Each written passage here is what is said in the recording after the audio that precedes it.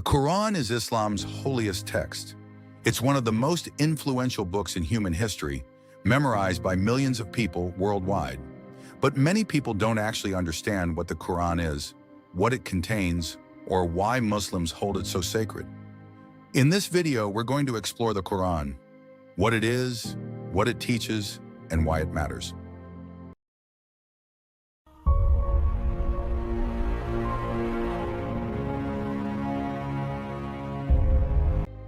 The Quran is Islam's holy scripture.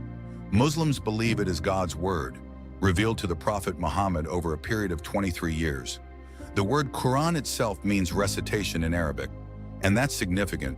The Quran is meant to be recited, not just read. The Quran consists of 114 chapters, called surahs. These chapters vary in length. Some are very short, just a few verses. Others are quite long. In total, the Quran has about 6,200 verses, called ayahs. For Muslims, the Quran is not the words of Muhammad. It's not even Muhammad's interpretation. It's believed to be the literal word of God. While the Quran covers many topics, its central message is consistent. There is one God. Worship only God. Treat people justly. Build righteous communities. The afterlife is real, and actions have consequences. These themes appear again and again throughout the Quran, reinforced from different angles and perspectives. The Quran covers a wide range of topics: stories of previous prophets and their communities, guidance on personal morality and ethics laws regarding family, business, and society, descriptions of paradise and hell, encouragement to seek knowledge and understand creation, calls to justice, mercy, and compassion, guidance on daily life matters, spiritual and philosophical reflections. About a third of the Quran discusses previous prophets: Abraham, Moses, Jesus, and others. This emphasizes continuity between Islam and previous revelations.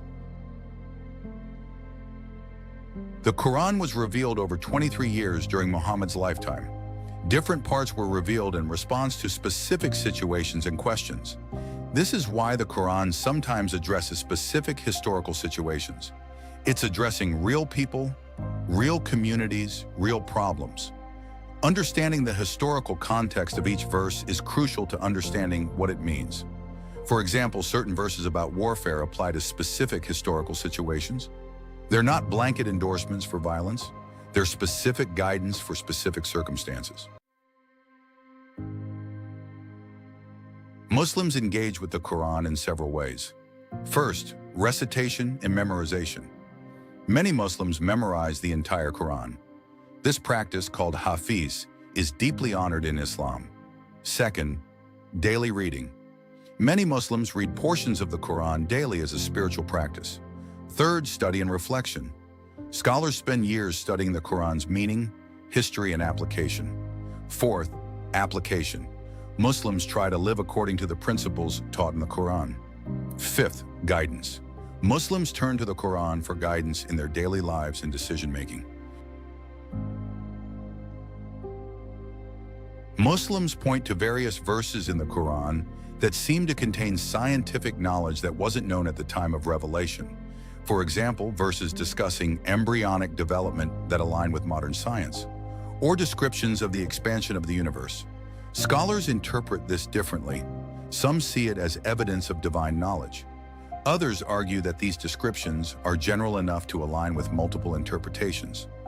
What's important is that the Quran encourages seeking knowledge and understanding creation, not that it contains detailed scientific facts. While Muslims believe in the Quran's divine origin, they don't all interpret it identically. Different scholars living in different times and places have developed different understandings of certain verses. This is normal and expected. Legal documents, philosophical texts, and religious scriptures have always been subject to interpretation. The key principle in Islamic interpretation is that the Quran's core message is clear and consistent. God is one, justice is important, ethics matter, and the afterlife is real. The Quran frequently references and affirms previous scriptures, the Torah and the Bible. Muslims are taught to respect these scriptures and the people who follow them. However, Muslims believe the Quran is the final and complete revelation from God. They believe previous revelations were authentic, but may have been altered over time.